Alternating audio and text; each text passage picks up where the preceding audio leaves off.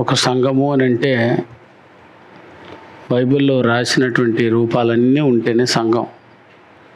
ఒక సంఘం అంటే బాబా వచ్చేసి పాట పాడేసి వాక్యం చెప్పేసుకొని చందా పడేసుకొని వెళ్ళిపోయేది కాదు. ఇన్ని రూపాలు ఉండాలి. అన్ని రూపాన్ని బోధించుకొని అన్ని రూపంలో మనం ముందుకు వెళ్ళడానికి దేవుడు ఇంతవరకు తోడ్పాడై నడిపించినటువంటి ఆ కార్యక్రమాల నిమిత్తమై తండ్రిని దేవునికి వినవిస్తూ ఇంకా జరగవలసినటువంటి కార్యక్రమాలు కూడా పూర్తిగా జరిగేటట్లు వాటి కొరకు ప్రార్థన చేసి మీరందరూ కూడా మీ కుటుంబ వ్యక్తిగత ప్రార్థనలు దయవుంచి జ్ఞాపం చేసుకోమని మరొకసారి కోరుకుంటూ ఇప్పుడు ప్రసంగంలోకి వెళ్తున్నాం. రైట్. ఇప్పుడు ఆరాధనలో 3వ భాగమైనటువంటి అపోస్తల యొక్క బోధ, అది వెరీ కీలకమైనది. సరే, ఆరాధనలో కీలకమైన అంశాన్ని మనం బాప్తిసం పొందినప్పటి నుంచి నేర్చుకుంటూ వస్తున్నాము. నాకు తెలిసి ఆరాధన ఈ 5 భాగాల మీద నడవటం లేదు ఈరోజు. ఆరాధనలు సంఘాల్లో వెళ్ళండి, చూసి రాబండి. మిమ్మల్ని పోయి రండి అని అంటున్నాను నేను. వెళ్ళి పరీక్షించుకుంటండి. సంఘము ఎదురు చూసినటువంటి సంఘాన్ని ఇలా ఉండాలని కట్టుకున్న దేవుడు ఏమి రాయించాడో అలా చేస్తూ ఉన్నారో ఒకసారి చూడండి. అసలు అది తెలుసా అలాగో అన్న సంగతిని తెలుసుకోండి. ఒకటి. రెండోది, ఆరాధనలో ఉన్న భాగాలను అవలంబిస్తున్నారా? అదిగో ఆరాధనలో ఉన్న భాగాలు అభివృద్ధి చెందినది. అసలు ఈ 3 భాగాల్లో ఏ భాగాల్లో వారు ఆరాధన కలిగి ఉన్నారో కూడా తెలియకుండా ఆరాధిస్తూ ఉన్నారు.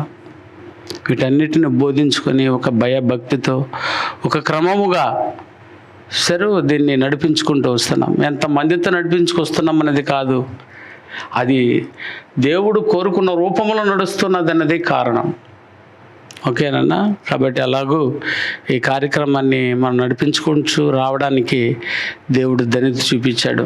అందులో 3వ భాగమైనటువంటి అపోస్తల బోధ. మత్సరము సంఘములో ఉండకూడదు. మత్సరము మహాప్రమాదము. మత్సరము లేక పగటి యందు నడుచుకున్నట్లు మీరు నడుచుకోండి. మత్సరం అనేది పైకి కనిపించేది అయితే, అయ్యా అది ముందు కడుగేసుకొని రాబో, అది ముందు తుడిపేసుకొని రాబో అని పంపించగలం. ఇప్పుడు మత్సరము ఒక డ్రెస్ లాంటిది అయితే, అరే మురిగ్గా ఉందరా, పో ముందు అది కడుక్కొని లేదా స్నానం చేసుకొని లేదా ఉతికేసుకొని రాబో అని చెప్పగలం. పగటి యందు నడుచుకున్నట్టు నడుచుకో అని హెచ్చరిక చేస్తున్నాడు అని అంటే అది కనబడేది కాదు. కనబడని రణమైన గాయం ఉంటుంది చూశారు. కనబడేది అయితే మందు పోయొచ్చు, కనబడకుండా రణమై ఉంది ఇది. అది ఎంత ప్రమాదకరమై ఉన్నదో దానికి ఉన్న పరమార్థాన్ని మనం విన్నాం. అందులో కీలకమైన అర్థమే లాస్ట్లో వింటూ మనము ముగించాము. ఈర్ష్య. మత్సరం అంటేనే ఈర్ష్య. అంటే అది ఎట్టాడు చెప్పాము. ఈర్ష్య అంటే చూసారా, పాతాళము కంటే కఠోరమైనది అని విన్నామే. అంత పెద్దది బయట కనిపిస్తే బాగుండు, అది బయట కనిపించట్లేదు బాబు. అది లోపల పెద్ద రణమై ఉంది. చూసారా, చూడ్డానికేమో చక్కగా ఉన్నామో కానీ లోపల రణమైపోయి ఉంది. చూసారా, గజ్జి కుక్క ఉంటుంది చూసారా, దాన్ని బయట చూస్తేనే చూడలేకపోతున్నాము. కానీ అది లోపల ఉందంటే అది ఇంకెంత ఘోరంగా ఉంటుందో. పైన మాత్రం బాగానే ఉంటామో, లోపల గజ్జి కుక్క ఉంటుంది చూసారా, అలా పెట్టుకొని ఉంటాం మన మనసుల్ని. దాని పేరు ఈర్ష్య, దాని పేరు మత్సరము. అదంత ప్రమాదకరమైనది. నేను మార్చుకోం బాబు, మీ ఇష్టం నుంచి చెప్పుకో అని అంటావేమో. ఓకే, కానీ నీకంటూ ఒక రోజు వచ్చింది. నీకంటూ ఒకటి ఎత్తిపెట్టింటాడు, దాని పేరే ప్రమాదము. ఎవ్వడు ఉండడు. ఇప్పుడు మర్యాదగా ఉంటేనే అప్పుడు దేవుడు నిన్ను కాపాడుతాడు అన్న ప్రమాదమైన విషయాన్ని కూడా ముందే చర్చించాము. ఈరోజు ఆనందంగా ఉన్నాం, ఈరోజు 10 రూపాయలు కలిగి ఉన్నాము, ఈరోజు అందచందాలు కలిగి ఉన్నాం, ఈరోజు బలం కలిగి ఉన్నామని వెర్వేగుతున్నామేమో. ప్రతి ఒక్కడు నడవాలి ఎక్కడికి? ప్రమాదం వైపు నడవాలి. మరణాంతరము ఉన్నటువంటి ఆ భయంకరమైన శిక్షలను నువ్వు తప్పించుకోవాలి అని అంటే బ్రతికి ఉన్నప్పటి జాగ్రత్త, ఆ ఈర్ష్యను లేదా ఆ మత్సరమును దయచేసి గిల్లి పారవేసుకో. ఇంతకంటే ప్రేమగా ఎవరు చెప్తారేమో. అపోస్తలకు బోధల్లో పౌలు గారు బోధిస్తున్నటువంటి పూర్వమైన బోధ, ఇంతవరకు ఉన్నాను సార్, నాకు తెలియకుండా ఉన్నాము అని నువ్వు ఈ వేళ కూడా ఒప్పుకుంటావేమో అని అనుదినము నీకు ఈ ప్రసంగము. ఒక ప్రసంగం దాటిపోతుందని అంటే బహుశా ఇంకెంతకంటే ఇంకెక్కువసేపు నిన్ను హెచ్చరించడేమో. ఒకే రోజు నేను చెప్పాను కదా, ఇవన్నీ కూడా ఒకరోజు చెప్పేసుకుని వెళ్ళిపోగలము, కానీ ఏ లాభము లేదు. ఇది నిన్నెక్కడో తాకాలి, నిన్నెలాగో ఒకలాగో అది మార్చి నిలబెట్టుకోవాలి. నువ్వు దాని ఎదుట నిలబడి, అవును ఇది నేను అలా ఉన్నాను తండ్రి, నన్ను క్షమించు అని నువ్వు ఏ రోజు ఒకరోజు మొరపెడతావు ఇన్ని రోజు ప్రసంగాలలో అని నీకు అన్ని రోజులు ప్రసంగాలుగా అందించడం జరుగుతుంది. అందులో ఇప్పటికి కూడా చూడు పౌలు గారు ఏం మాట్లాడుతున్నారు. ఎఫెసీ సంఘానికి రాస్తూ 4వ అధ్యాయము 22వ వచనం నుంచి ఒక్కసారి ఇదే సంఘానికి ఆయన రాసినటువంటి లెటర్ను చూడండి. ఆయన 22వ వచనం నుంచి 24 వచనం. కావున ఏ మునుపటి బాప్తీసానికి ముందు మీరు ఇంతకు మునుపు ఉన్నారా? ఎట్టున్నారో మనకు తెలీదా? మీకు తెలుసు బాప్తీసానికి ముందు ఎట్టున్నామో, ఇప్పుడు ఎట్టున్నామో కూడా చూసుకో. అందుకే చెప్తున్నాడు, కావున మునుపటి బాప్తీసానికి ముందు ప్రవర్తన విషయంలోనైతే ఎట్టట్టున్నారట బ్రదర్? మోసకరమైన దురాశ వలన. దురాశ అందులో మోసమా? దొంగ, మంచి దొంగ. మంచి దొంగ ఏంట్రా బాబు దొంగలో? కావున మునుపటి ప్రవర్తన విషయంలోనైతే మోసకరమైన దురాశ వలన చెడిపోవు మీ ప్రాచీన స్వభావమును వదులుకోండి. ఇప్పుడు కూడా వదులుకోండి. అయినా ఫుల్ పర్మిషన్. ఇప్పుడు కూడా వదులుకుంటాను సార్ ఎన్ని రోజులుగా చెప్తున్నామని చెప్పావు ఈ పాఠం? ఎన్ని రోజులుగా చెప్తున్నాము? అదే ఎన్ని రోజులు? సంవత్సరాలుగా చెప్పుకుంటున్నాము. నాకు తెలిసి 2వ సంవత్సరం 3వ సంవత్సరం, అది 2వ సంవత్సరం. ఇన్ని సంవత్సరాలు ఒక పాఠం చెప్పడమా అంటే, ఇన్ని సంవత్సరాలు నువ్వు మారలేదే. మారుకుంటే ఎందుకు చెప్పుకుంటాం ఈ పాఠాన్ని? నేను చెప్పాలని ఏమీ లేదు. దీన్ని నాకు పేపర్ అయిపోవాలనుకున్నానంటే తిప్పేసి వెళ్ళిపోవచ్చు, కానీ ఒక్కరినైనా ఆయన ఎదుట ఇది వదులుకున్నారు అని చెప్పాలట. అది చూడు, ఆ మాట చెప్తున్నాడు. ప్రాచీన స్వభావాలను వదులుకున్నారా? సరే, సంవత్సరం అయింది సార్, ఇంకా పాఠమే అర్థం కాలేదు సార్, నాకు ఈరోజు ఏదో అట్లా అర్థమైనట్టు ఉంది, ఈ రోజు నుంచి వదులుకుంటాను సార్ అంటే సంవత్సరం చెప్పిన పాఠమా? సరిపోతే పోద్ది బా. సంవత్సరం చెప్పినా కూడా నేను మారలేను సార్, ఇప్పుడు ఏదో విని మారేటట్టు ఉంది నా మనసు అంటే ఇప్పుడు కూడా అవకాశం ఇస్తాను. ఎందుకంటే నిన్నంతవరకు బతికించింది మారడానికే. రేపు బ్రతకపోయేది కూడా దేనికి తెలుస్తా తల్లి? మారడానికే. ఈ విషయం నీకు తెలియదు. లేదు నువ్వేదో ఉద్యోగ వ్యాపార వ్యవసాయ కార్యక్రమాలు చేసుకోవడానికి రేపు దినాన్ని కూడా ఇచ్చాడనుకుంటే అది నీ మూర్ఖత్వము. మరొక దినము నీకు వస్తూ ఉందనంటే అది దేనికయ్యానంటే నీ మార్పు కోసమే, నువ్వు వదులుకోవడం కోసమే.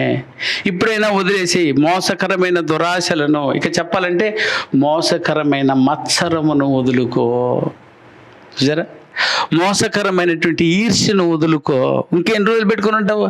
అది మంచిదైతే పెట్టుకుని ఉండొచ్చు, కానీ ఈర్ష్య, మత్సరము, దురాశ, మోసము, దగ ఇవి వద్దురా నాయన. కంపది రూమ్ కంపు కొట్టుకుపోద్ది. నువ్వు చచ్చిపోయిన దాన్ని ఎన్ని రోజులు పెట్టుకున్నా ఏమవుతున్నాయినా? కంపే తప్ప దాంట్లో ఏ ఉపయోగం లేదు. అందుకే ఆయన అంటున్నాడు, ఆయన భాషలో అంటున్నాడు పౌలు గారు, కంపర్ అది, మోసం అది, దగ అది మీ ఇంట్లో కుళ్ళిపోతావు. ఉరుము గబ్బు కొట్టిపోతుంది చూసావా? అట్ట గబ్బు కొట్టిపోతావు. ఇప్పుడు కాకపోయినా నువ్వు నీకు కలమట్టలేదేమో. చూసారా, బయట నుంచి చూస్తే అంత బాగుంది ఇల్లు. ఒకసారి లోపలికి రండి, ఇప్పుడు ఎవరైనా రండి, కిచెన్కి రండి ఒకసారి.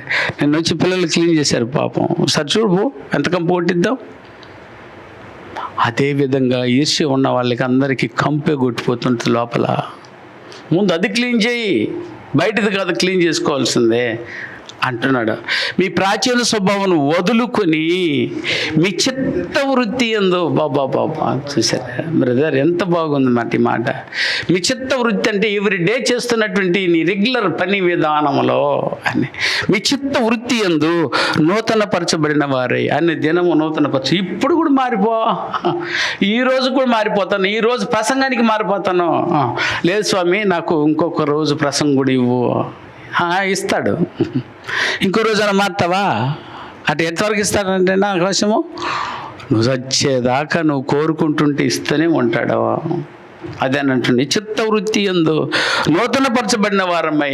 నూతన పరచబడ్డానికి నీ బోధ, నూతన పరచబడ్డానికి మరో సండే, నూతన పరచబడ్డానికి మరో మండే. నీకు దినాలు దేవుడు ఇస్తున్నది ఇదే నాయనా. ఇది కాదు నేను వేరే కార్యక్రమాలకి దేవుడు నాకు ఇస్తున్నాడని దీన్ని పక్కన పెట్టి ఇది పెట్టుకోవచ్చు అక్కడని ఒక్కటి నిరూపించండి చాలు మీరు. దీనికి కాకుండా దీనికేని ప్రతి ఒక్క వ్యక్తి నూతన పరచబడ్డానికి మరొక జన్మనిస్తున్నాను నేను అంటున్నా, నేను కాదు బైబిల్ అంటుంది, దేవుడు అంటున్నాడు. ఇది కాదు సార్ దీనికోసం ఇస్తున్నాడు, ఉద్యోగం కోసం, వ్యాపారం కోసం, వ్యవసాయం కోసం, నువ్వు ఏదైతే కీలకం అనుకుంటున్నావు దీనికంటే ముందుగా ఏదనుకుంటున్నావో అది అనుకుని నిరూపించగలరా? వాడికి కాదు తల్లి. మీరు ఇప్పుడు మోసపోతున్నారు, ఇంకనూ మోసపోతున్నారు. బహుశా మీకు ఇప్పుడు అర్థం కాకపోవచ్చు, అంత బలం ఉంది కాబట్టి ఇది మీకు అర్థం కావచ్చు. మరో రోజు నాకు నూతన పరచబడడం కోసమే, నేను రూపాంతరం పొందడం కోసం నాకు ఇస్తున్నాడు అనే విషయం నీకు ఒకవేళ మబ్బు గమిపోయి ఉందమ్మా డబ్బును చూసి, ఇంకా నీకు మత్తు కలిగి ఉందేమో అని బలాన్ని చూసి. అవన్నీ అబద్ధాలు, అవన్నీ ఒకరోజు క్షీణించిపోద్ది. డబ్బును పక్క చూస్తూ కూడా నువ్వు ఇటు తిరుక్కుని ఒక రోజు ఒకటి వస్తుంది. డబ్బు అంటే అందరికీ ఆశే, కానీ ఒకరోజు అది వద్దు అనుకుని ఒక రోజు వచ్చేటప్పుడు అది నీ ఎదురుగా వచ్చిన కూడా అది కాదు. కానీ ఏదంటే నీ ముందు కనబడుతున్న చావును దాటుకోవడం, నీ ముందు కనబడుతున్న చావు వెనక ఉన్న తీర్పును దాటుకోవడం గురించి ఆలోచిస్తావు. అప్పుడు జీవిత సత్యాలు కనబడతాయి. వాడికి ఏకంగా కనబడేది ఒకటే మార్పు మాత్రమే కనబడుతుంది, ఏది కనబడదు. ఇప్పుడు అది ఒకటి తప్ప మిగతా కనబడుతుంది మనకి. నేను అదే వద్దు అంటున్నా. మిమ్మల్ని ముద్దాడి మీ గడ్డం పట్టుకొని ఎన్ని ప్రసంగాలలో మీకు చెప్పిన ప్రసంగాలలో ఏ ఒక్కటి కూడా తప్పలేదు, మొత్తం రికార్డులు ఉన్నాయి. ఒక్కసారి చూడు. రూపాంతరం గురించి మాట్లాడకుండా ఏ ప్రసంగమైనా చేసి ఉన్నామో ఒకసారి చూడబో. ప్రతిరోజు నీ మార్పు కోసమే ప్రసంగిస్తున్నామా తప్ప ఒక్కరోజు కూడా మిమ్మల్ని మబ్బి పెట్టి ఇదిగో మీ ప్రాచీన స్వభావంతో ఆనందంగా ఉండండి ఒక్కరోజు అని చెప్పిన ప్రసంగం ఉందో చూడబో. వద్దు. ఇప్పుడు కూడా దేవుడు కోరుకుంటాడు, సంఘంలో దేవుడు కోరుకుంటుంది. మీ చిత్తవృత్తి యందు నూతన పరచబడిన వారై నీతియు యథార్థమైన భక్తి గలవారై దేవుని పోలికగా సృష్టింపబడిన నవీన స్వభావమును దయవుంచి ధరించుకోండి. ఇంకేమని చెప్తున్నామా? నవీన స్వభావం ధరించుకో. అది వదిలి, ఆ కంపు వదిలి. సరే, పైకి మాత్రమే బాగా కనిపిస్తాం, లోపల ఎన్నో కోట కట్టేస్తుంది, దుర్గాలు కట్టేస్తున్నాం. వీటి ఎట్ట చేయాలా, వాడిని అట్ట చేయాలా, వాడిని ఎట్ట చేయాలా, వీటి తిట్టు ఉండాలా, వాడి తట్టు ఉండాలా. ఎందుకర్రా ఇవన్నీ? చూసారా, అవేమీ కంపి కొట్టేవి, అవన్నీ మోసకరమైన దురాశలు లేదా మోసకరమైన మత్సరము. ప్లీజ్ మా వద్దు. నీకు ఈ ప్రసంగమే దొరకలేదు కొన్ని సంఘాలలో. ఈ ప్రసంగమైనా దొరకలేదని అంటే నువ్వు ఎప్పుడు మార్పు చెందబోతావో చూడు. ఎంత దిగజారిపోయి ఉంటుందని నీ బతుకు. ఈరోజు నీకు అది దొరుకుతుందంటే సత్యము. అందు విషయం ఆయన మాట్లాడుతూ మత్సరమును దయచేసి గిల్లి వదిలే. అది భయంకరమైనది, కఠోరమైనది అన్నాడండి. దానికి మించి ఇంకేం చెప్పాలి మీరు చెప్పండి. పాతాళము కంటే కఠోరమైనది. పాతాళం జాలి చూపదు. సరే, ఆయన చెప్పాము ఆ రోజు, కనికరమించదు అది. అవునా? పాతాళ వశం కాకుండా తప్పించుకున్న నరుడు ఎవడు భూమి మీద లేడు. యేసుక్రీస్తు సహా తప్పించుకోలేకపోయాడు, పాతాళ లోకానికి వెళ్ళి వచ్చాడు. చూసారా, ఆయన మీదే కనికరం చూపలేదంటే నువ్వు నేనేందైనా అసలు లెక్కలు లేనటువంటి వారం మనము. చూసారా, మనకు మనమే మంచి వాళ్ళం అనిపించుకునే వాళ్ళం మనం, కానీ దేవుని దృష్టిలో ఏ లెక్కలో ఉంటామో కూడా తెలియదు మనకి. అందుకని దయ ఉంచి ప్లీజ్, అది కనికరం చూపదు, అదే జాలి చూపదు. పాతాళ యొక్క ద్వారంలో నిన్ను బంధించేస్తుంది. అది విడుదల చేయాలంటే నువ్వు సంఘంలో ఉండి ఖచ్చితంగా మరణించాలి. అది వ్యక్తిత్వంలో రూపాంతరం పొందుకుని మరణించాలి. నువ్వు నీ రూపము లేనిదే మరణించడానికి నువ్వు కోరుకోబోకు. ఒకవేళ దేవా నన్ను కాపాడు అని అంటే నీ రూపాలు ఎక్కడ లోపం ఉందని దేవుని దగ్గర ఒప్పుకో. మరి ఒక రోజు నేను మార్చుకుంటాను అని చెప్పి కోరు. నీ ఆశకాలను పెంచమని అడగడానికి గల కారణం అదే ఉండాలి. ఇంకా ఇదిగో ఇది కట్టాలి, ఇంకా అది చేయాలి, నీకు ఇది కుదనాలి, ఎందుకని నా ఆశకాలను పెంచని మాత్రం అది అడక్కు. నువ్వు తెలియకుండా అడుగుతున్నావు అవన్నీ. నువ్వు అడగకపోయినా అది వచ్చేస్తుంది, నువ్వు ఇవ్వకపోయినా దేవుడు నీకు ఇచ్చేస్తాడు వాటిని. అది గురించి కాదు నువ్వు ఎక్కాల్సింది. ఇదిగో నీకు ఇవ్వనిది రూపాంతరము, అది దేవుని దగ్గర బ్రతిమలాడు. అందుకని ఆ మచ్చరము నీ దగ్గర ఉండకుండా చూసుకో అని చెప్పి పాఠంగా మనం ఇది బోధించుకుంటున్నాము. ఆ మచ్చరం మచ్చరం మచ్చరం అని చెప్తున్నావు సార్.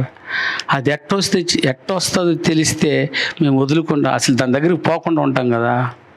సరే, కరెంట్ ఎట్టుంటుందంట ఆయన, కరెంటు పట్టుకుంటే ఎట్టుంటుందమ్మా, పట్టుకున్న వాళ్ళకి తెలుసు. మళ్ళీ పట్టుకోవడానికి ఇష్టపడతారా చెప్పు? ప్రాణమే పోతుంది, కాలిపోతారు. చూసారా, ఇప్పుడు కరెంటు పట్టుకుంటే ఇట్ అయిపోతామో అని బోధించినప్పుడు ఆ కరెంటును పట్టుకోకుండా ఉండడానికి మేము ఏం చేయాలి సార్? మాకు తెలియకుండా వచ్చి పట్టుకునేస్తే, నువ్వు తెలియకుండా వచ్చి పట్టుకుంటావని దానికి పుర్రి బొమ్మ వేసింది ఎందుకనంటే నువ్వు పట్టుకుంటావని, పట్టుకుంటే అవుతావని. అది ఎంత వాస్తవమో.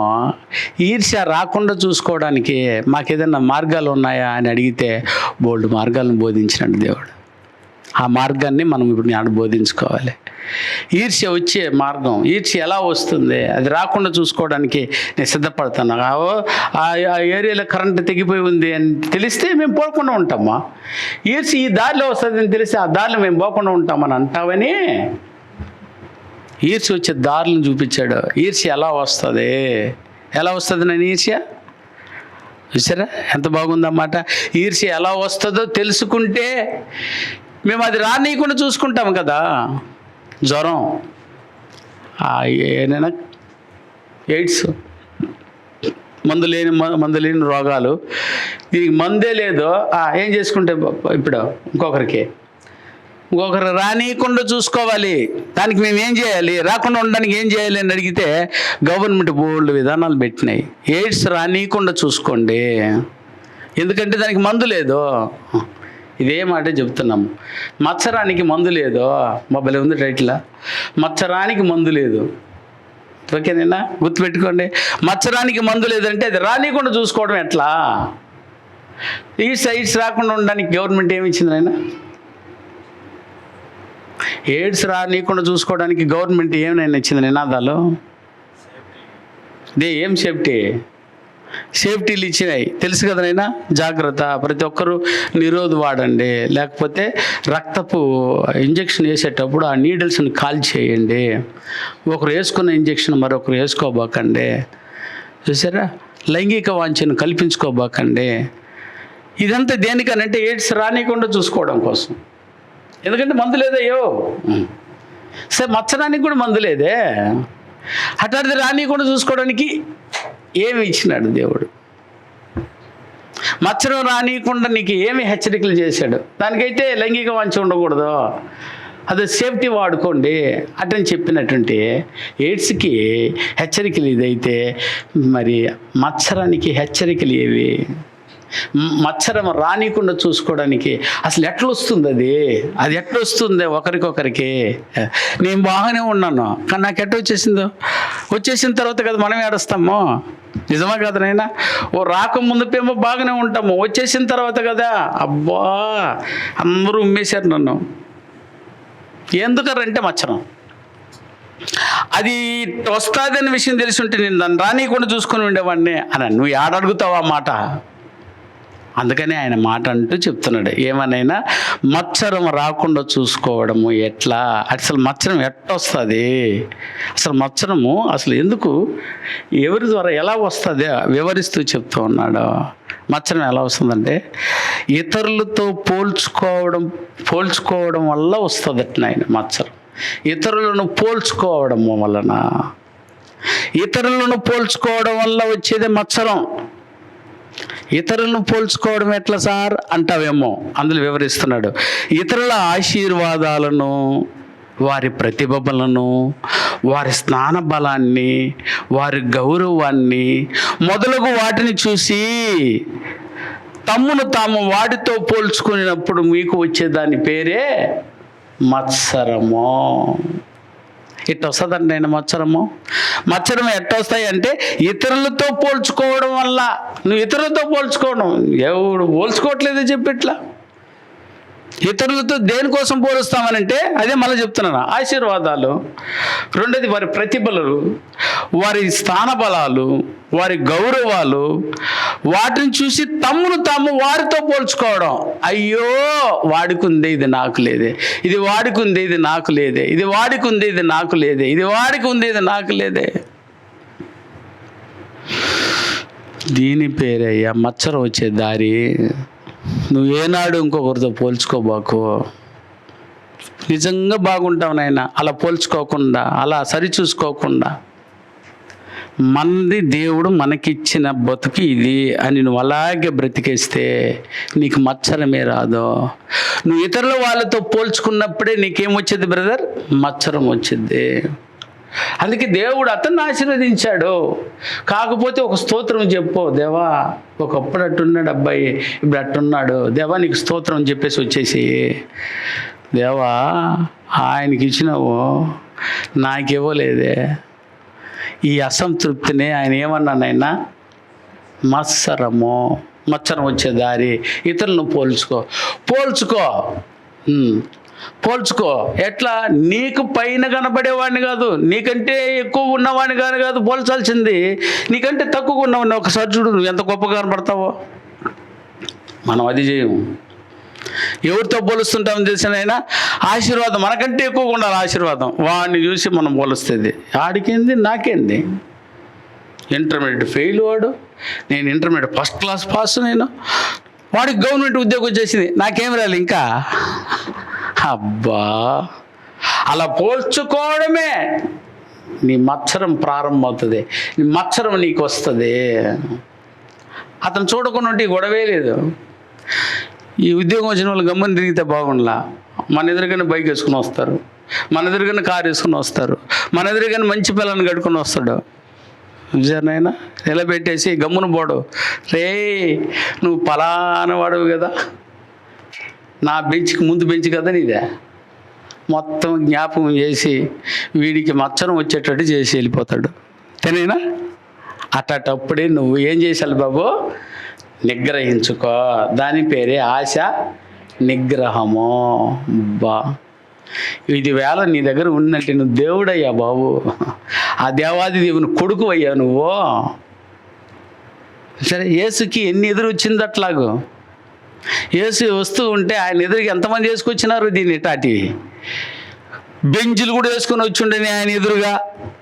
యేసు ఎక్కడ నాకు తెలిసి వాడికి బెంచ్ ఉందా, నాకు బెంచ్ లేదే అనలేదు. ఆయన గుణమే చూడయ్యా. ఆ గుణం మనకు రాబోతుందా చెప్పు? నిజంగా చెప్పినాడంటే రేగొడితే నువ్వు నా క్లాస్మేట్ కదా కావాలని చెప్తాడు అందంగా ఉన్న భార్యకి, వీడు నా క్లాస్మేట్ ఒకప్పుడు, వీడికి నాకు ఇట్టట్టు ఉండేది, ఇప్పుడు చూడు అడక్క తింటున్నాడు అని అన్నాడు అనుకో ఆ పిల్ల ఎదురుగా. చూసారా? అబ్బా ఎక్కడ లేనిది అక్కడే రగిలిపోతుంటుంది లోపల. అది రాకుండా ఉండాలి అంటే దయచేసి అలా పరిచయం చేసిన వెరీ గుడ్. దేవుడు నిన్ను ఆశీర్వదించాడా? నీకు కారు వచ్చిందా, నీకు ఇల్లు వచ్చిందా, మంచి భార్య వచ్చిందా, very good, God bless you అని అన్నావంటే నువ్వు దేవుడు కదా. ఆ మాట అనగలుగుతున్నావంటే నీ క్యారెక్టర్ గొప్ప క్యారెక్టర్ కదా మోహన్. చూడు మనం అనగలుగుతామా ప్రియులారా? అది పోల్చు చూడ. చూసారా? సమూయేలు కూడా రాస్తూ ఆ ఉన్నతమైన సత్యాన్ని రాసి చూపించాడు. దావీదుకిని సౌలుకిని ఉన్నది చూడండి. అదే పోరాటమే అక్కడ పోల్చుకోవడం, ఆయన ఆశీర్వాదాన్ని పోల్చి చూడడం. 13 ఏళ్ళ వాడికే ఎంతమందికి అంటున్నాయినా, ఈయన 1000 కొలది, ఆయన 10,000 కొలది. అంటే ఓ భయంకరమైనటువంటి మచ్చను ముట్టిపోయింది చూపించినందుకే. అలాగూ ఆ రోజు ఆ ఎగ్జాంపుల్ కూడా చూపిస్తున్నాడు. చదువుతావా? 18వ అధ్యాయం, 1 సమూయేలు గ్రంథం 18వ అధ్యాయం 7 నుంచి. ఆ స్త్రీలు 10 సార్లు చదువుకుంటాం దాన్ని, అయినా చదవండి సందర్భానుకూలంగా. ఆ స్త్రీలు గాన ప్రతిగానం అంటే పాటలు కట్టేశారు నాయన. వీళ్ళు పాటలు కట్టేవాళ్ళు. వీళ్ళు ఏమని పాట కట్టారు? గాన ప్రతిగానములు ఏమని పాడారట నాయన? సౌలు వేల కొలది, దావీదు 10,000 కొలది. చూడు, ఆ రోజు కట్టారు ఈ పాట. అది పాట. అది సౌలు 1000 కొలది, దావీదు 10,000 కొలది శత్రువులను హతము చేశాను. ఇలా పొగుడుతూ ఉంటే ఆ మాటలు సౌలునకు ఇంపుగా ఉందా, ఇంపుగా లేదా? ఉండనందున. అదేనైనా ఈ మాట మనకు దురదెక్కిపోద్ది, అట్టే గజిబిజి అయిపోతుంది ఈ మాట అంటూ ఉంటే. నాకు 1,500,000 శాలరీ అన్నాడంటే ఇంక చచ్చిపోతాడు వీడు. మత్సరం పుట్టడానికి దారి. అవునా? 1,00,000 సూపర్. దేవుడు నేను బాగా ఆశీర్వదించాడు బ్రదర్. నువ్వు అలా దీవించే గుణంలోకి రాయ్యా. మత్సరాన్ని ఇప్పుడు అరికడతావు. మత్సరము నిన్ను పెంచుకోవాలంటే ఏందా నీకు పోయా మొహం బాగలేదు వీడికి ఎట్టాటే పిల్లము చూడుసా. అట్లా అన్నం కూడా తినడు వీడు 4 వారాలకి. సరే, అట్లాంటిది మనకొద్దు. వాడికి ఇచ్చాడా? ఏమని? నీకు ఇచ్చిన దాన్ని వాడు అలాగే అయిపోతే ఎట్లా? నీకు ఇచ్చిన దాన్ని బట్టి వాడు అలా కులుకోకూడదు కదా. ఒకరికొకరికి కులుకోకుండా ఉండడమే కదా మత్సరం అంటేనో. దేవుడు వారి వారి మనసు స్థాయిని బట్టి కదా ఇచ్చింది. దావీదు సౌలు 1000 కొలది చంపాడు. నీ బలం అంతా. దావీదు బలం అలాంటిది కాదురా బాబు, అది 10,000 కొలది. అంతగా చెప్తుంటే నీకు ఇంపలేదా? ఇంపలేదు ఏంది? ఇంపలేదు. ఇంపలేదంటే నువ్వు సౌలువే. చూసారు నైనా? సౌల్లా గుణం ఉండగలడానికి ఇష్టపడబాకండి. అందుకని ఏం వచ్చింది ఇప్పుడు? ఆ మత్సరం ఎప్పుడైతే వచ్చిందో, ఆ ఈర్ష్య ఎప్పుడైతే వచ్చిందో, ఎవరైనా చేతులు ఉండి తీసిరి కొట్టాడు కదా నాయన. అటు అనకపోయి ఉంటే దావీదు తల అట్టే ఎగిరిపోవే. అంత దుర్మార్గాన్ని కొడికడుతుందా? కఠోరమైంది కదా. ఎన్నో మార్లు చంపడానికి చేత్తో తాగుతూ ఉన్నటువంటి దాంతో విసిరి కొట్టాడు ఒకరోజు. చూసారా? ఈడితో చంపేయాలనుకుని చెప్పి తరుముకొని తిరిగాడు. ఇంత పుట్టిపోద్దయ్యా మత్సరం వచ్చేసిందనంటే. పాడిని సరే నేను కూడా పాడరా, నీకు కూడా పాడతారు దేవుడు ఆ స్థాయిని ఇస్తే అని నువ్వు అనుకోకూడదా? దాని పేరే మత్సరము. ఒకరితో ఒకరిని పోల్చుకోవడము, ఆయన ఆశీర్వాదాన్ని నువ్వు పోల్చుకొని చూడడము, ఆయన ఘనతను నువ్వు పోల్చుకొని చూడడము, ఆయన గౌరవాన్ని నువ్వు పోల్చుకొని చూడడమే ప్రమాదము. వద్దు సోదరా.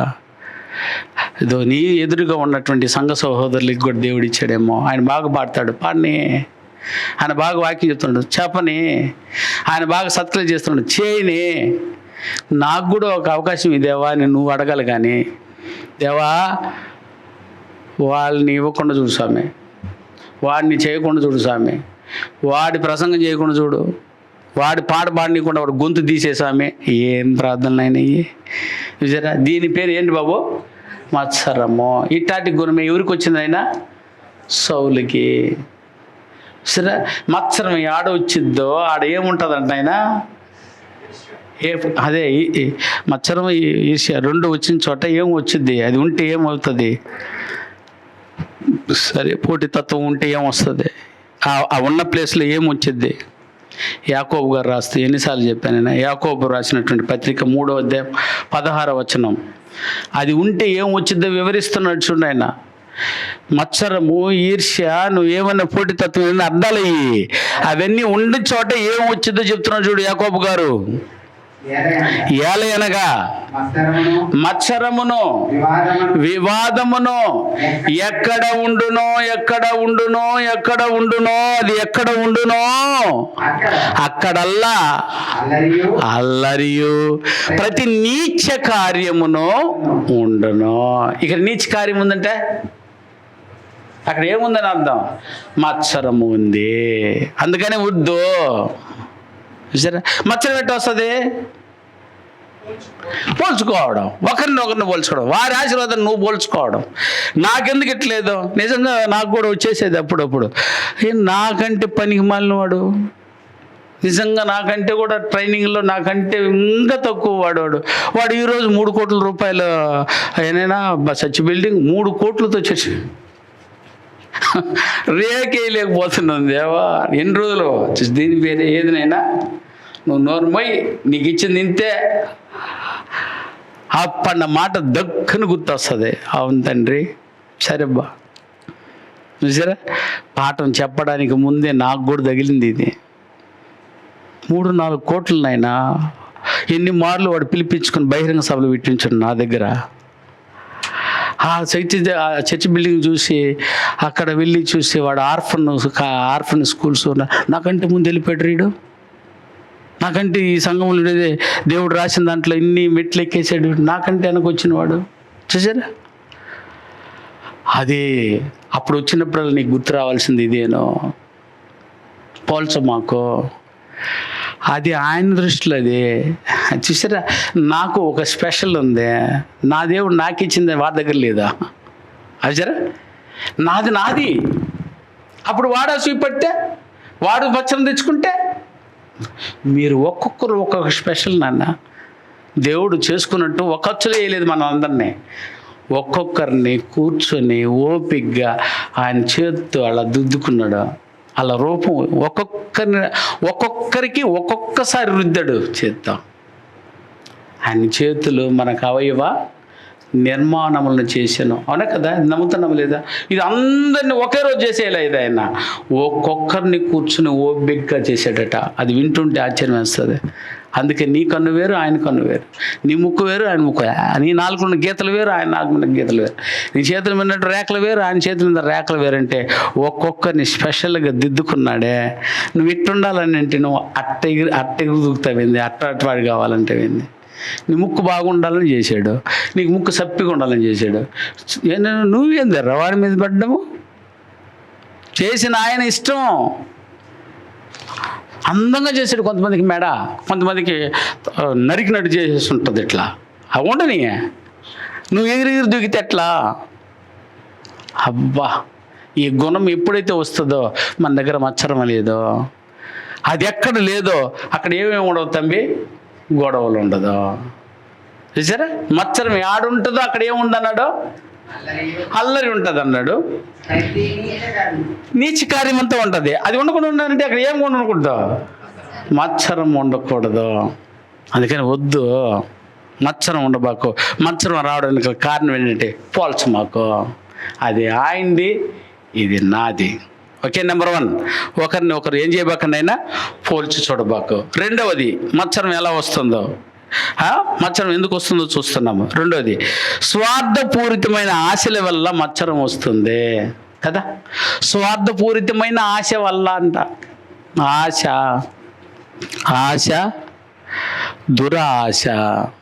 చూసారా, స్వార్థపూరితమైన ఆశ ఉండొచ్చు కానీ ఏ ఆశ ఉండకూడదు? స్వార్థపూరితమైన ఆశ ఉండకూడదు. ఆశపడనైనా ఆశపడు కానీ దురాశపడవద్దు అన్నాడు పెద్దలు. ఏం చేస్తుందంట ఆయన? ఆశ దురాశ ఏం చేస్తుంది నాయన? పెద్దలు రాశారు కదా, దురాశ దుఃఖమునకు చేయటం. సరే, ఎంత ఘోరాతి ఘోరము. ఒక పాము వడ్రింగ్ వాటర్ షాప్లోకి దూరిందంట. విన్నారు కదా, చదివి ఉంటారు అనుకుంటా. ఆ వడ్రింగ్ షాపులోకి దూరిపోతే, వడ్రింగ్ షాపులో ఏముంటుంది నాయన? బరిసెలు, బాణాలు, రంపాలు అవి కదా విప్పిట్టుంటాడు. ఇది పోయి తగిలింది. నువ్వు దాని లోపల పోవడమే తప్పు. పోయింది, ఏం చేసింది ఆయన? ఆ రంపం మీద ఉన్నదే కోసుకుంది. చూస్తే రక్తం గారిపోతుంది, ఒళ్ళు రగిలిపోతుంది. నన్నే కోస్తావు నువ్వు? నాకెంత బలం ఉందో తెలుసా? ఏది పాము. ఏదైనా పట్టుకున్నట్టు ముడి వేసినానంటే మళ్ళా ఇరిగిపోవాలి, అంతేనా? అవును కదా నేను? మేకని మింగేసి జీర్ణం చేసుకోవడానికట ఆ కొండ చెలువులన్నీ తినేసి వెళ్ళి చెట్టుకి అట్ట చుట్టుకొని అట్ట నీలిగిందని అంటే పటపట పటపట మొత్తం ఎముకలు నీలిగిపోయి జీర్ణం అయిపోయేదట. అట్లాంటి బలం ఉన్న నన్ను ఆఫ్టర్ ఆల్ కినప మొక్క నువ్వు నన్ను గిచ్చుతావా రక్తం వచ్చేటట్టు అని చెప్పి కోపంతో పోయి, కోపం తగిలిందేం నేను రావడమే తప్పు, ఎందుకంటే ఇందులో అన్నీ గుచ్చుకునేవే ఉంటాయి అని చెప్పి మర్యాదకి వెళ్ళిపోయిండు. ఆహా అని వెనక్కి తిరిగి వచ్చి రంపమంతా మూడేసుకుందంట. రంపాన్ని మూడేసి ఒక లాగిందంటనే తునకలుగా ఎగిరిపోయిందంట. ఏది మా కాదు, తన శత్రువు. అర్థమైందేనా? అది నీ కోపము చూసావా ఎంత భయంకరంగా ఉందో. వద్దు, ఇట్లాంటి ప్రమాదాలు తెచ్చిపోకూడదునైనా. నువ్వు పోతే టప్ కింద తగిలింది కాలుకి, అట్టే వేలుకి అది రక్తం వచ్చేస్తా ఉంది, మర్యాద వచ్చేవచ్చు కదా. ఆ మెట్టుని వెనక తిన్నాడు మళ్ళా. ఎట్టుంటుంది మీరు చెప్పండి ఆయన. ఇప్పుడు మామూలుగా వస్తేనే అంత దెబ్బ తగిలింది, ఇప్పుడు ఎగిసి తన్నావే నీ ఎముకలు కూడా ఇరిగిపోద్దురా బాబు. ఇట్లాంటివి మహానేరాలు. ఇంత సుదీర్ఘంగా యోచించగలిగిన వాడు ఎవరో.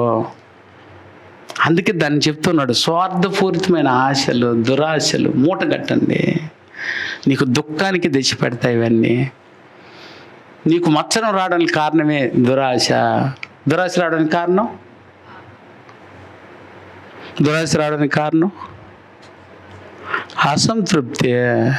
అసంతృప్తి రావడానికి కారణం లోక ఆశలు.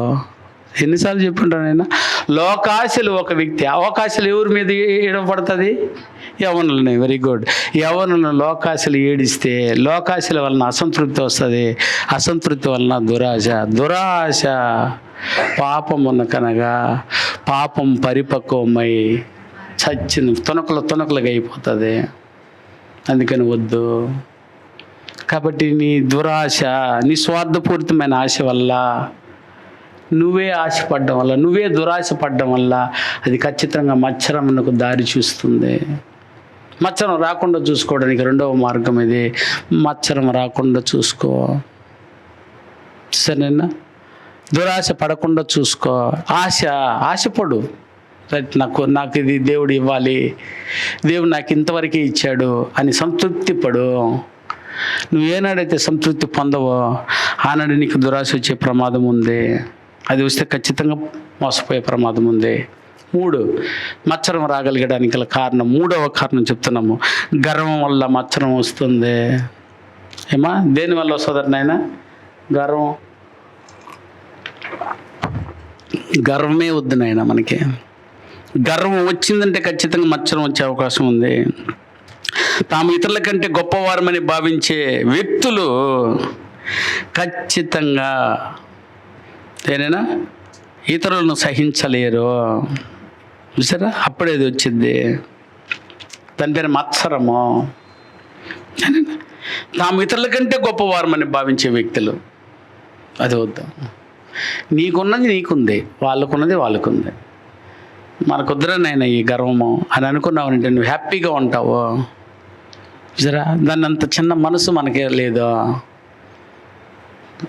కోపడుతూ ఉంటాం అప్పుడప్పుడు. మనం కోపంతో మొహాన్ని కూడా మండబెట్టుకోవడానికి కారణం అదేనో. ఉదహరిస్తూ తప్పిపోయిన కుమారుడు తిరిగి వచ్చాడు.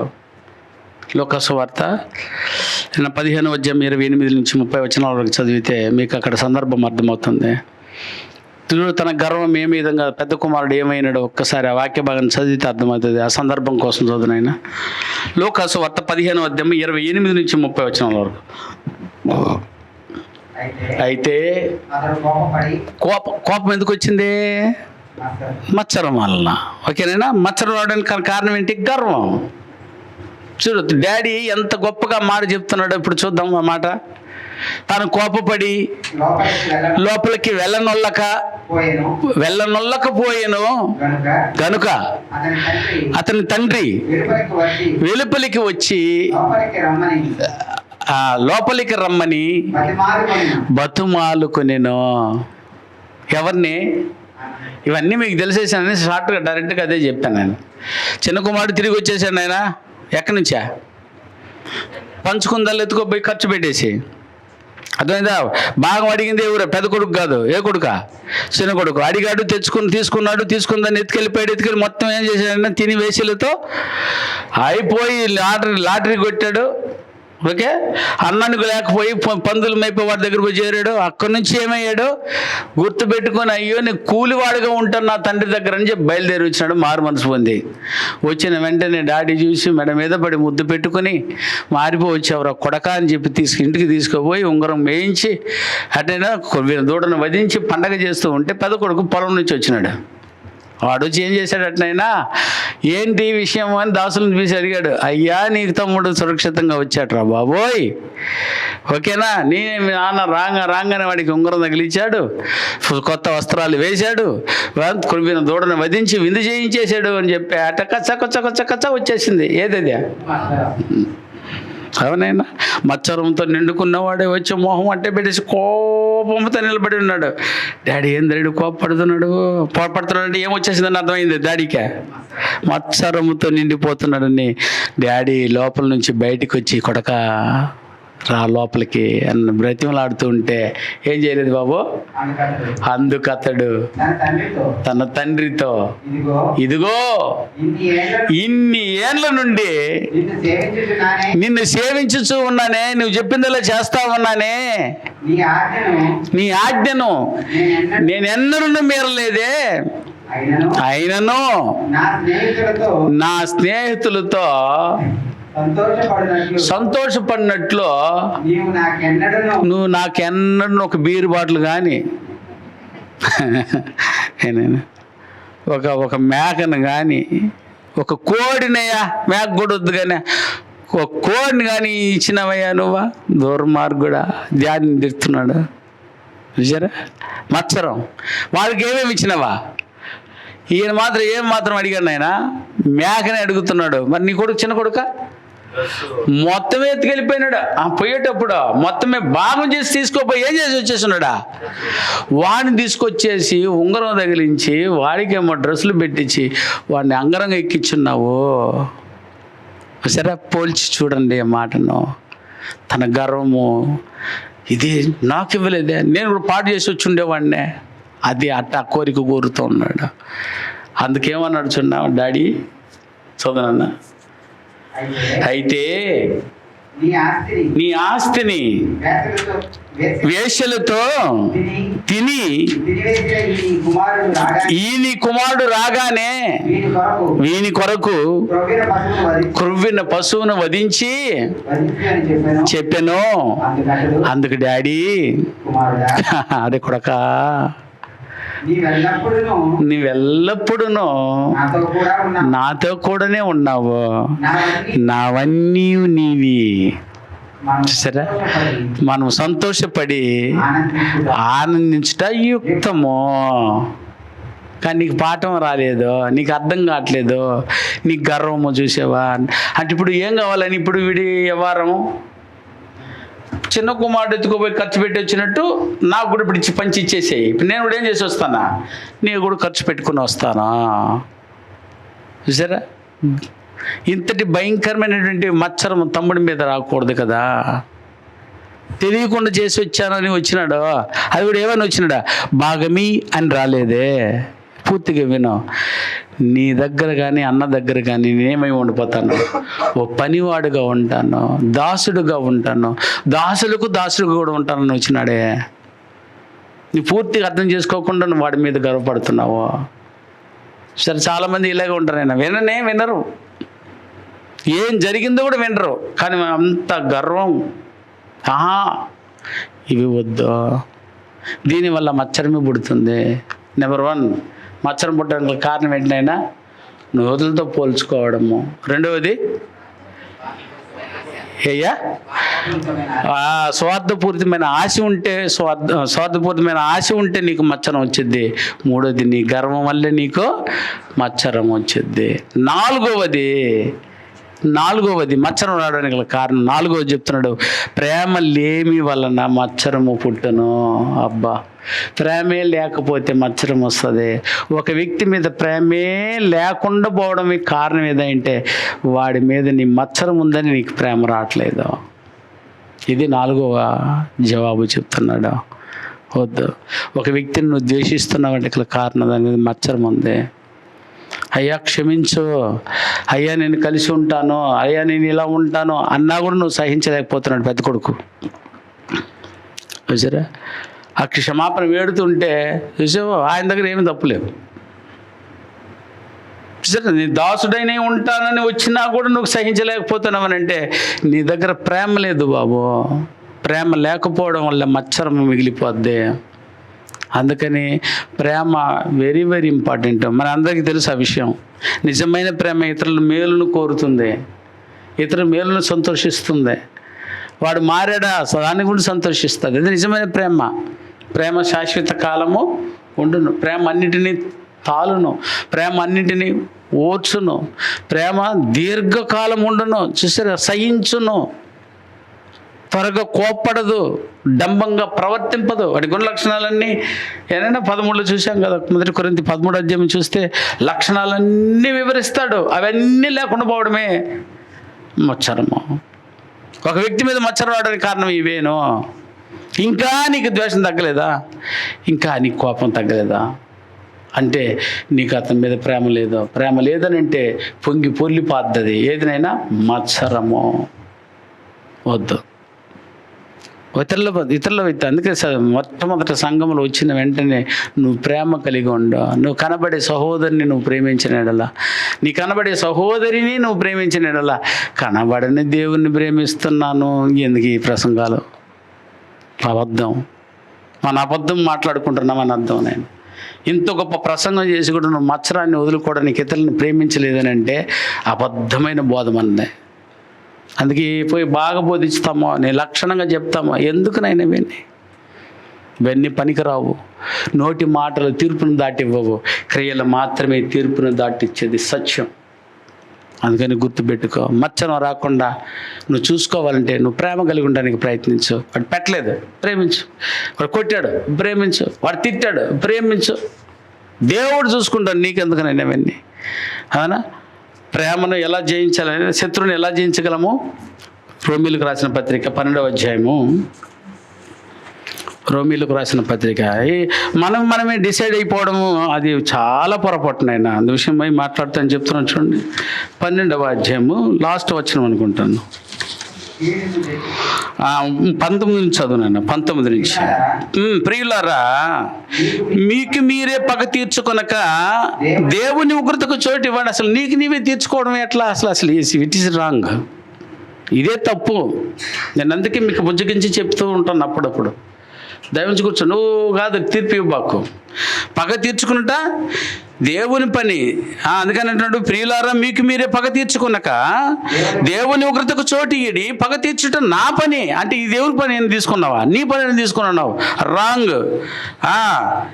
నేనే ప్రతిఫలం ఇత్తును అని ప్రభు చెప్పుచున్నాను నేను రాయబడినది. కాబట్టి నీ శత్రువు ఆకలి కొని ఉంటే అతనికి భోజనం పెట్టు బాబా. దప్పికొని ఉంటే దాహం మిమ్మో. అలాగూ చేయటం వలన అతని తల మీద నిప్పులు కుప్పలుగా పోయేదువో. నువ్వు అది చేసేయి. నన్ను ఇట్టన్నాడు, నన్ను అట్టన్నాడు, ఇట్ట చేశాడు. అది ఎంత అయినా ఉన్నాయిరా బాబు. నువ్వు నిప్పులు కుప్పలుగా నువ్వు తల మీద పోసుకునేటట్టుగా చేసుకోబాకు. వదిలే, క్షమించేసేయి, ప్రేమించేసేయి. ప్రేమ లేకపోతే వచ్చేది ద్వేషం. అది కూడా చెప్తున్నాడు. అందుకని ఏమైనా కీడు వలన జయింపబడక మేలు చేత కీడును జయించు. ఈ సూత్రము ప్రపంచంలో ఎక్కడ ఏ గ్రంథంలో దొరకని మాట నాయన. అందుకని కీడు వలన నేను జయింపబడక, కీడు చేతను జయించినావనంటే చరిత్ర తిరగరాసినట్టు అవుతుంది. అది ఇంపాసిబుల్. అది కానీ మేలు చేసి కీడును ఏం చేయవచ్చట? ఈజీగా గెలవచ్చు. అటాడవానికి పెట్టి చూపి, అటాడవానికి ఇంటి చూపి, అదే చెప్తున్నాడు. అటు పెట్టి చూపి భోజనం, అటు దాహానికి ఇచ్చి చూడు. వాడు తల మీద నిప్పులు కుప్పలు నువ్వు పోసిన వాడు అవుతావు. నువ్వు చెప్పేసే వందనం, నువ్వు చెప్పేసే క్షమాపణ, నువ్వు చెప్పేసే ప్రేమించు. ప్రేమ మత్సరమును పుట్టించదు. ప్రేమ లేని వాడికి మత్సరము పుడుతుంది. అది ఎన్నైనా ఉండండి అయినా అది క్షమింపరానిది ఉన్న యేసు ప్రభుకి క్షమింపరానిదంటూ లేదని చూపించినది పాఠం. ఏనా సార్ దీని విషయంలో క్షమించొద్దు అని ఎక్కడైనా ఒక్క నినాదాన్ని చూపియండి, ఈ విషయంలో క్షమించవలసిన అవసరం లేదో. నువ్వు మాట్లాడొద్దు, నువ్వు చూడొద్దు, నువ్వు తినొద్దు, క్షమించేసే. ఎంత బాగుందో చెప్పు నాయన. యేసు ప్రభు చెప్పిన మాటల్లో క్షమాపణకి ఒక్కటి క్షమింపకుండా ఉండొచ్చు. ఒక్కటి చచ్చిపోయేంత వరకు ఇస్తాను మీకు టైం, వెతుక్కొని ఒక్కటి తీసుకొచ్చి చూపించండి. ఆయనే అంత చెప్పినప్పుడు మనం అది ఎంత దుర్మార్గ పనైనా చేసి ఉండొచ్చు, కానీ వద్దు. ప్రేమ కలిగి ఉండడానికి ప్రయత్నించు. సంఘంలో ఒకరికొకరు ఉన్నారు, మీరు వ్యక్తిత్వ నిర్మాణానికి ఒకరికొకరికి ఎదురు చూస్తున్నారు, దైవించది చూడు. ప్రేమ లేకపోతే మచ్చరమే పుడుతుంది, ప్రేమ ఉంటే మచ్చరమును తీసివేస్తుంది. మచ్చరం రావడానికి కారణం నువ్వు ప్రేమ లేకపోవడం. నెంబర్ 1, ఒకరితో ఒకరు పోల్చుకోవడం వల్ల మచ్చరం వచ్చింది. రెండోది అవునైనా. మూడోది నాలుగోది ప్రేమ లేకపోవడం వల్ల మచ్చరం. ఇక 5వ చూడండి, ముగిస్తాను. 5వది దేవుని యందు తృప్తి లేకపోవడం వల్ల వస్తుందండి. మచ్చరం ఎందుకయ్యా వస్తుందనంటే దేవుని యందు తృప్తి లేకపోవడము.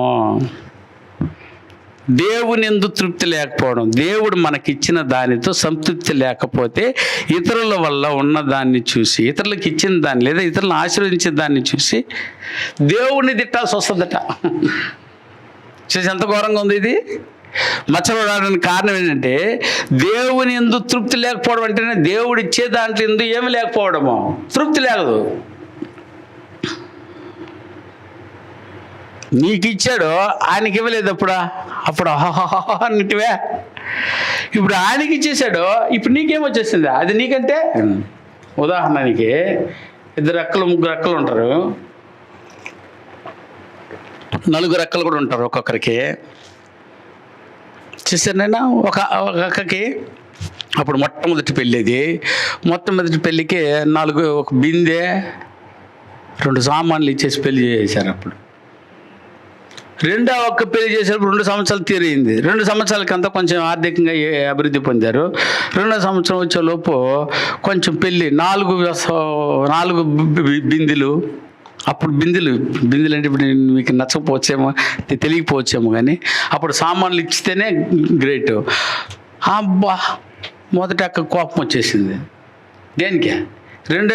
నాయనకు పుట్టిన దానికేమో 4 బిందెలు ఇచ్చావా? ఉండు 3 అక్కకు వచ్చింది. 3 అక్కకు వచ్చి మంచం బెడ్ అంతా ఇచ్చినారు. పెరగతా ఉందా లేదా? అప్పుడు మీరంతా అసూయపడిపోతుంటే ఎట్నైనా. ఇక 5వ అక్కకుంది చూడు, ఆమెకి ఇల్లు కూడా తీసి ఇచ్చినారు. అయ్యా ఒక్కసారి చూడు నాయన, అది ఆ రోజు ఈరోజు ఇల్లు కొనింత సమానం నీకు 2 బిందెలు కొనించింది. ఇప్పుడు ఆ రోజు డబ్బు వేరు, ఆ రోజు కష్టం వేరు, ఆ రోజు నిల్మ వేరు. నువ్వు కూడా ఆలోచించు. ఆ సోదరునికి ఆ సహోదరుడికి ఆ రోజు ఇచ్చిన ఈ ఆశీర్వాదాలు వేరు. ఆయనకి అటు చేసావు, నాకు ఎటు చేసావు అని నువ్వు అనకు. నువ్వు మొహం ఎత్తుకోవు, తలెత్తుకోవు అన్నాడు దేవుడు. చూసారా? అందుకే ఒక్కసారి ఆలోచించి పోల్చొద్దు. ఈ ప్రకారము దేవుని మీద అసంతృప్తి కలిగి ఉండబాకో. ఎవరికి ఇచ్చినా నీ కుటుంబంలో ఉండే వాళ్ళకి ఏది ఇచ్చినాడా చెప్పు నాయన. అన్ని ఇచ్చింది ఎవరికి? మీ అక్కకే, మీ చెల్లికే కదా ఇచ్చింది. అసలు ఇంత తృప్తి ఉంటే బాగున్నావు. ఆమె నా చెల్లె, ఆమె ఎవరు? నా అక్క. సరే నన్నవనంటే నీలో కూరుకొని ఉంది. ఏదేదే? మత్సరము. మా కాలంలో అది లేదు. ఈమె కాలానికి 4 బిందెలు వచ్చినాయి, ఈమె కాలానికి మంచంతో పాటు వచ్చింది, ఈమె కాలానికి ఇల్లు వచ్చింది. రైట్, ఆశీర్వదించినాయి, ఎవరో కాదు అని నువ్వు ఎప్పుడైతే సంతృప్తి పడతావో, దేవుణ్ణి నిష్ఠూర పెట్టవో. ఈరోజు ఉన్న వాళ్ళందరూ నిష్ఠూర పెట్టడమే. ఎవరినే? దేవుణ్ణి నిష్ఠూర పెడుతున్నావంటే నీకు వచ్చేదల్లా ఏదినైనా మత్సరమే. అందుకని ఈ విషయాల్లో 5 విషయాలలో దయ ఉంచి మచ్చరం రాకుండా చూసుకోవడం కొరకు జాగ్రత్త పడండి. నెంబర్ 1, ఒకరితోనొకరు ఏం చేయబోకనైనా పోల్చుకోవద్దు. ఇంకా స్వార్థపూర్తమైన ఆశలు వద్దు. 3వది గర్వం వద్దు. 4వది ప్రేమ లేకపోవడం వద్దు. 5వది దేవుని యందు తృప్తి లేకుండా మాత్రం బతుకో, తృప్తి కలిగి బతుకో. నాకు ఇచ్చాడు, ఇది చాలు, ఆయనకి ఇచ్చాడు, అది వెద్దలని అని తృప్తి కలిగి జీవించడానికి ప్రయత్నిస్తే ఏం రాదట బాబు? మత్సరము రాదు. మత్సరం రాకుండా ఉండాలి ఏం చేయాలి? మళ్ళీ మొదటి నుంచి చెప్పాలి. మొదటి నుంచి నాకు ఆడదు టైము. గుర్తుపెట్టుకొని దిగేటప్పుడు ఇంటికి పోయేంత వరకు ఈ 5ని కరెక్ట్గా చెప్పుకుంటూ పోండి. దీంతో పాటించండి. ఈ వారం వల్ల బతకండి. ఏనైనా మచ్చనం రాకుండా ఉండాలంటే దుమ్మని గుర్తు రావాలి. ఇది మచ్చనం వచ్చే పని నువ్వు చేసుకున్నావంటే దుమ్మకని పాఠం గుర్తు రావాలి. అబ్బబ్బ వద్దొద్దు, నాకు ప్రేమ లేకుండా పోతుంది, లేకపోతే ఒకరినొకరిని పోల్చుకోవడం వద్దొద్దు అని నీ తల ఊపాల నీకు తగినట్టు అటగా ఆశించి మత్సరానికి దూరం అవుతారని, దేవునికి దగ్గరమై నిత్యరాజ్యాన్ని స్వతంత్రించుకునేటట్లు ఏదైనా పగటి ఎందు నడుచుకున్నట్టు ఈ మత్సరాన్ని గిల్లి పడేసుకుంటూ వస్తారని ఆశిస్తూ మాటలు ముగిస్తాను. Thank you.